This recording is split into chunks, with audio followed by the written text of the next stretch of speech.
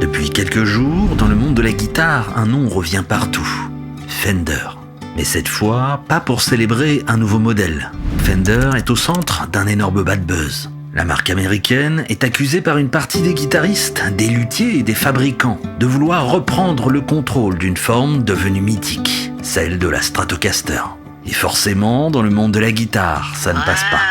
Parce qu'on ne parle pas ici d'un logo, d'un nom ou d'un simple détail esthétique. On parle de la silhouette même d'une guitare. Un corps à double échancrure, des courbes reconnaissables entre mille, une forme que des générations entières ont vue entre les mains de Jimi Hendrix, Eric Clapton, David Gilmour, Stevie Ray Vaughan, Mark Knopfler ou Nile Rodgers. Une forme tellement connue qu'elle dépasse presque Fender elle-même. L'affaire démarre en Europe et plus précisément en Allemagne. En mars 2026, le tribunal régional de Düsseldorf donne raison à Fender dans une affaire visant d'abord un fabricant chinois, accusé de vendre notamment via AliExpress des guitares reprenant de très près le corps de la Stratocaster, avec livraison possible vers l'Allemagne et l'Union européenne. Le tribunal reconnaît alors que la forme de la Stratocaster peut être protégée en Europe comme une œuvre d'art appliquée, et pas seulement comme un simple objet industriel. Sur le papier, Fender peut présenter cela comme une victoire logique. La marque veut protéger son patrimoine, lutter contre les copies trop proches et défendre l'originalité d'un design créé en 1954. Mais très vite, l'affaire dépasse le simple cas d'un vendeur chinois sur AliExpress. Des lettres de mise en demeure commencent à circuler. Des fabricants de guitares inspirés de la Stratocaster, les fameuses guitares S-Style, se retrouvent concernés. Et l'affaire prend une autre dimension quand PRS, marque américaine très respectée, installée dans le Maryland, confirme avoir reçu une mise en demeure de Fender à propos de la Silver Sky, le modèle signature de John Mayer. Et là, on n'est plus seulement dans la lutte contre une copie bas de gamme vendue sur une plateforme en ligne. On touche à une vraie fracture culturelle. D'un côté, Fender dit vouloir protéger son patrimoine. De l'autre, une partie des guitaristes entend la tentative d'un empire de reprendre le contrôle d'une forme qui a déjà quitté les murs de l'entreprise depuis longtemps. Le problème, c'est qu'une guitare peut rappeler une Stratocaster sans forcément chercher à se faire passer pour une Fender.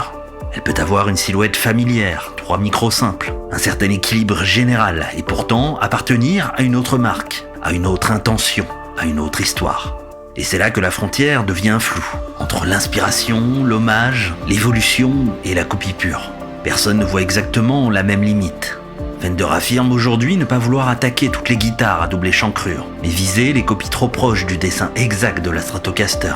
Pourtant, dans la communauté des guitaristes, le malaise est déjà là, parce que la Stratocaster n'est pas une forme quelconque, c'est une image culturelle. Et pour comprendre pourquoi cette affaire touche autant, il faut revenir à l'origine. Nous sommes à Fullerton, en Californie, dans l'Amérique de l'après-guerre. Les États-Unis sortent de la Seconde Guerre mondiale avec une puissance industrielle immense. Les usines se reconvertissent, les familles s'installent dans les nouvelles banlieues. L'automobile devient un symbole de liberté. La télévision entre dans les foyers, les routes s'allongent et le pays se projette dans une modernité faite de métal, d'électricité, de vitesse et de production en série. Et c'est dans ce décor que Leo Fender construit son histoire. Leo Fender n'est pas un guitar héros, ce n'est pas un musicien de scène, c'est un technicien, un réparateur, un homme d'atelier. Il pense en termes de fiabilité, de volume, de réparation, de simplicité. Son obsession n'est pas de créer un objet de musée, mais de fabriquer un outil pour les musiciens. Dans les années 40, l'Amérique musicale change déjà de visage. À Nashville, la country se développe autour des radios et du grand Holly Opry. À Chicago, le blues électrique prend forme avec l'immigration afro-américaine venue du Sud. À Los Angeles, les radios et les scènes locales attirent des musiciens de tout le pays. Le problème est simple. Dans les orchestres bruyants, la guitare acoustique peine à exister. L'électricité devient alors une réponse. Une guitare amplifiée n'est pas seulement une guitare plus forte, mais c'est une autre matière sonore. Elle peut claquer, trancher, saturer, vibrer autrement. Fender présente d'abord l'Esquire, puis la Broadcaster, qui devient ensuite la Telecaster, après un conflit de noms avec Gretsch. La Telecaster est une guitare presque brutale dans sa simplicité. Un corps plat, un manche vissé, 2 micros et une plaque métallique. Elle ressemble moins à un objet précieux qu'à un outil de travail. Et c'est justement ce qui fait sa force. À Nashville, elle devient parfaite pour la country. À Bakersfield, en Californie, elle accompagne un son plus sec, plus nerveux. À Chicago, elle trouve sa place dans le blues électrique. Et avec le temps, elle sera associée à Muddy Waters, Luther Perkins, Buck Owens, Keith Richards, George Harrison ou Bruce Springsteen. Fender ne fabrique pas seulement une guitare, mais il fabrique un outil capable de traverser plusieurs Amériques musicales. Puis en 1954 arrive la Stratocaster. Et là, la forme change tout. Nous sommes au milieu des années 50. Les voitures américaines s'allongent, se recouvrent de chrome, d'ailerons et de courbes inspirées par l'aéronautique. La guerre froide installe une tension permanente entre les États-Unis et l'Union soviétique. Mais elle nourrit aussi une fascination pour les fusées, les radars, l'aviation, l'espace et tout ce qui semble venir du futur. La Stratocaster naît dans cette époque-là. Elle est plus fluide que la Telecaster, plus confortable, plus sculptée. Ses doubles échancrures permettent d'accéder plus facilement aux notes aiguës. Ses contours épousent mieux le corps du musicien. Et ses 3 micros simples élargissent la palette sonore. Son vibrato permet à la note de trembler, de se courber, de respirer. C'est une guitare industrielle, mais aussi un objet profondément marqué par l'imaginaire américain des années 50. Vitesse, modernité, confort et futur. Pourtant, la Stratocaster ne devient pas immédiatement un monument. Il lui faut des visages. Buddy Holly lui donne très tôt une image moderne avec ses lunettes noires et sa Stratocaster. Puis les années 60 changent tout. Londres devient l'un des centres nerveux du rock. Aux États-Unis, la guerre du Vietnam, les mouvements pour les droits civiques, la contre-culture et les grands festivals transforment la musique en terrain d'expression politique et générationnelle. Et dans ce monde en ébullition, Jimi Hendrix fait de la Stratocaster autre chose qu'un instrument. Il en fait un phénomène. À Monterey puis à Woodstock, Hendrix fait hurler sa Stratocaster. Il utilise le feedback comme une matière vivante. Il transforme la saturation en langage universel. Et l'image de ce guitariste gaucher jouant des Stratocasters de droitier retourné devient l'une des plus fortes de toute l'histoire du rock. Et après Hendrix, la Stratocaster n'est plus simplement une guitare Fender. Elle devient une icône. Eric Clapton lui donne une voix plus chantante. David Gilmour, à Londres avec Pink Floyd, en fait un instrument de paysage sonore. Et Stevie Ray Vaughan, à Austin, au Texas, la ramène vers un blues physique et brûlant. Mark Knopfler, quant à lui donne une élégance sèche et immédiatement reconnaissable. Neil Rogers, à New York, en fait une machine rythmique essentielle du funk, de la disco et de la pop moderne. Et à travers eux, la Stratocaster devient une archive vivante de la musique moderne. C'est précisément là que l'affaire actuelle devient explosive. Au départ, Fender a évidemment créé cette forme.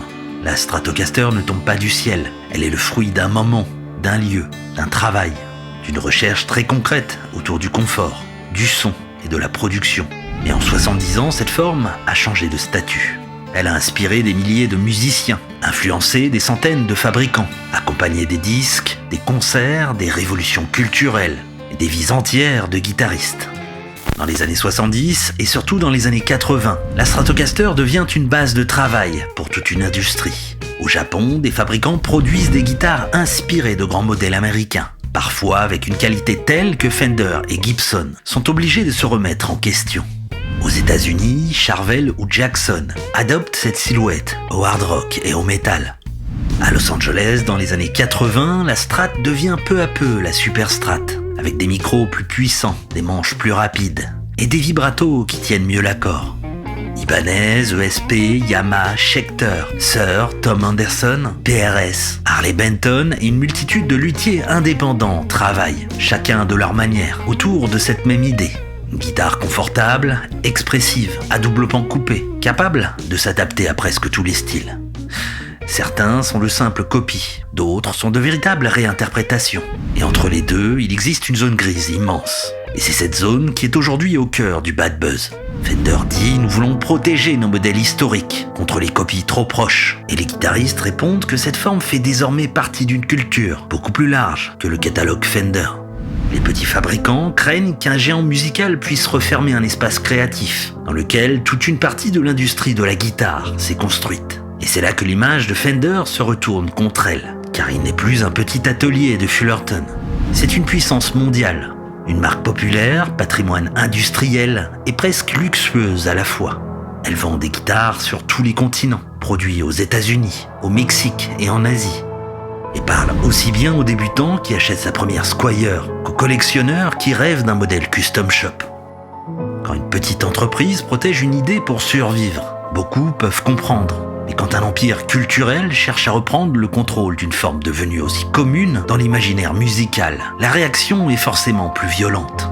Dans l'esprit de beaucoup de musiciens, Fender représente la liberté, la scène, la route, l'invention, le son qui s'arrache d'un ampli. La Telecaster évoque les bars, les clubs country, les studios, les musiciens qui travaillent. La Stratocaster évoque Hendrix, Gilmour, Clapton, Vaughan, les festivals, les solos, les groupes de garage. Or, dans cette affaire, Fender donne soudain une image inverse, celle d'une marque qui trace une limite, qui ferme une porte, qui rappelle que derrière le mythe, il y a aussi une structure juridique, commerciale et stratégique.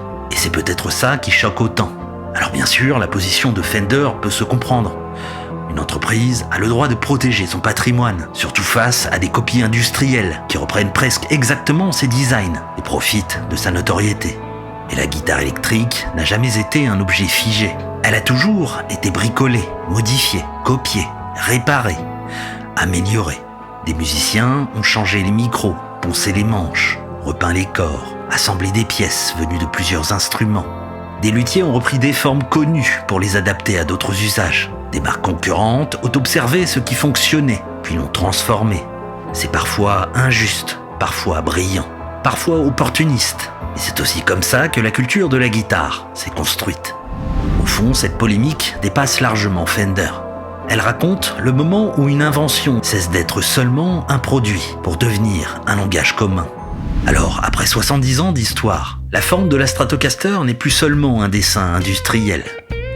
Elle est devenue une image collective, une image jouée, photographiée, copiée, modifiée, rêvée et transmise.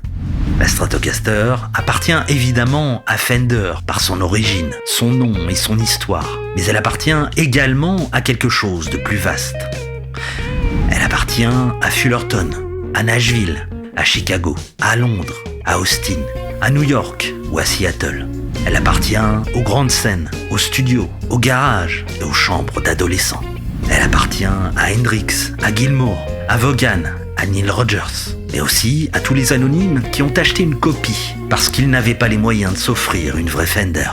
Et c'est peut-être pour cela que cette affaire touche autant de monde. Les guitaristes ne parlent pas seulement de droits d'auteur, mais ils parlent d'attachement, de liberté, de transmission, d'une culture où les instruments circulent, se modifient et racontent quelque chose de ceux qui les jouent. Alors certes, Fender a créé une forme, mais les musiciens lui ont donné une âme. Alors oui, une forme aussi mythique que la Stratocaster mérite sans doute d'être protégée contre la copie pure et simple, mais elle mérite aussi de rester libre et d'inspirer, libre d'être réinventée, libre de continuer, et libre de continuer de vivre ailleurs que dans les vitrines d'une seule marque. Parce qu'au fond, la plus grande réussite de Fender n'est pas seulement d'avoir créé une guitare reconnaissable entre toutes, mais c'est d'avoir créé une forme tellement iconique qu'elle est devenue un morceau de culture. Et quand une forme devient un morceau de culture, elle ne reste jamais immobile. Et parfois, elle finit par appartenir un peu à tout le monde.